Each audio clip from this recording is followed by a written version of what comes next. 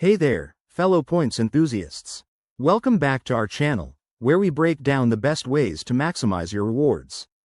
Today, we're tackling a super practical topic: how to earn Chase Sapphire points on your grocery shopping.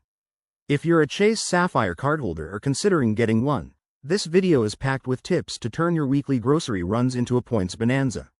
Let's dive right in. First off, if you don't already have a Chase Sapphire Preferred or Reserve card, that's your starting point. These cards are game changers for rewards seekers. The Sapphire Preferred, for example, gives you 2x points on travel and dining, which often includes groceries from select categories.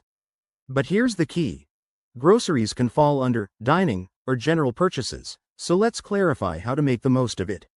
Step 1. Understand your card's bonus categories. With the Sapphire Preferred, you'll earn 2x points on grocery store purchases up to a certain limit each quarter, typically on the first $1,000 spent in bonus categories. For the Sapphire Reserve, it's a straightforward 3x points on dining, including takeout and delivery, which can cover a lot of your food shopping. Always check the Chase app or website for any rotating categories or promotions that might boost your earnings even more. Next, strategize your spending. Use your Chase Sapphire card for all eligible grocery buys, whether it's at big chains like Walmart or specialty stores.